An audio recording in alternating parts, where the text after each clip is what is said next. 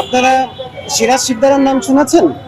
দেশপ্রেমিক সিরাজ শিকদার, যাকে গুলি করা হয়েছিল শেখ মুজিবুর রহমানের নির্দেশে, এবং শেখ মুজিবুর রহমান পার্লামেন্টে দাঁড়িয়ে খুব গর্ব সহকারে বলেছিলেন, কোথায় আজ সিরাজ শিকদার।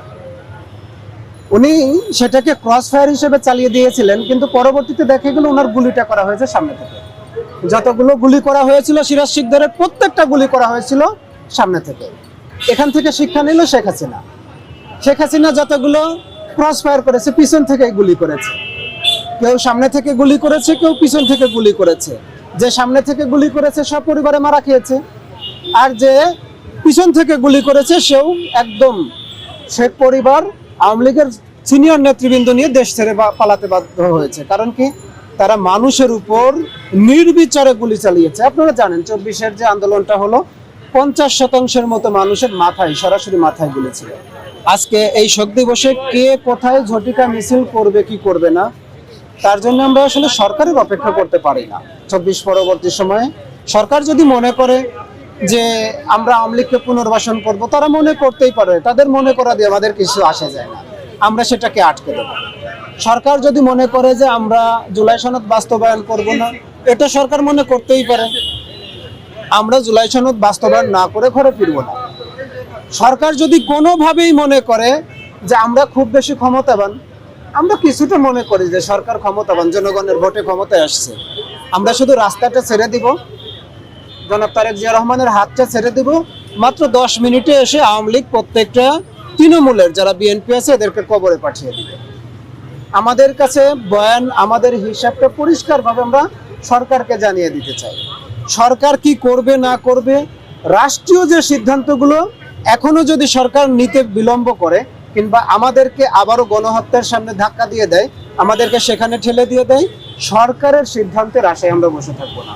আর সরকার যদি জনগণের জন্য কাজ করে, সরকার যদি মানুষের জন্য কাজ করে, আমরা অবশ্যই সরকারকে সহযোগিতা করব। আপনার আর একটা প্রশ্ন ছিল যে এখন যারা সংসদে আছে, দেখেন আমি ছোটবেলায় যখন বাবার হাত ধরে নামাজ পড়তে যেতাম, তখন বাবা ইমাম সাহেবকে চিনিয়ে দিতেন, ইনি খুব ভালো মানুষ, ইনি খুব চরিত্রবান মানুষ, ইনি হচ্ছেন আমাদের ইমাম সাহেব। তখন বাবাকে জিজ্ঞাসা করতাম ইনার বেতন কত, তখন বলতো 2000 টাকা, 1500 টাকা, এরকম। আপনারা কখনো ইমাম সাহেবকে চুরি করতে দেখেছেন? ধর্ষণের পাহারাদার হতে দেখেছেন? মসজিদের টাকা মেরে খেতে দেখেছেন? কিংবা শুনেছেন? শুনেন নাই। তার বেতন কত ছিল? 1500 থেকে 2000। আজকে সংসদে যারা আছে এরাও কিন্তু ইমাম, বাংলা এদেরকে নেতা বলে। আপনারা কখনো শুনেছেন যে সংসদে ঋণখেলাপি আছে? আপনারা কখনো শুনেছেন সরকার সংসদে চোর আছে, চাঁদাবাজ আছে? আপনারা শুনেছেন ধর্ষকদের পাহারাদার আছে? প্রতি মাসে খুন এবং ধর্ষণ দিয়ে সেঞ্চুরি হচ্ছে, শুনেছেন? মুরব্বীরা বলে যে চোরকে চোর বললে চোর নাকি মন খারাপ করে, চোর অখুশি হয়। ঠিক আছে, আপনাদের মাধ্যমে তাদেরকে চোর বললাম না, এদেরকে চোরের সর্দার বললাম, এদেরকে ধর্ষকের পাহারাদার বললাম, এদেরকে ঋণখেলাপিদের সর্দার বললাম। এখন হবে না? আমরা কোনোভাবেই সরকারকে এই পরিমাণ সমালোচনা করতে যাই না, যেটা সমালোচনার ঊর্ধ্বে গিয়ে একেবারে সরাসরি আঘাত করা হয়।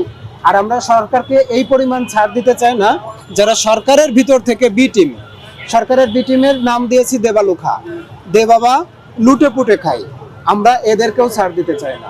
সরকার যতক্ষণ পর্যন্ত এদেরকে শক্তভাবে দমন করবে, চাঁদাবাজির যে মহামারী শুরু হয়েছে এই চাঁদাবাজদেরকে দমন করবে, তেল গ্যাস বিদ্যুতের যে সংকটটা শুরু হয়েছে, এই যে যারা মজুদদার আছে, অবৈধ মজুদদার আছে, এদেরকে যতক্ষণ পর্যন্ত সরকার শক্ত হাতে দমন করবে, আমরা সরকারের পিছনে শক্ত দেওয়ালের মতো দাঁড়িয়ে থাকবো। যদি সরকার এদেরকে বিন্দু মাত্র প্রশ্রয় দেয়, আমরা অবশ্যই সরকারের বিরুদ্ধে গিয়ে, জনগণের পক্ষে গিয়ে আমরা রাজপথে দাঁড়িয়ে থাকবো ইনশাআল্লাহ।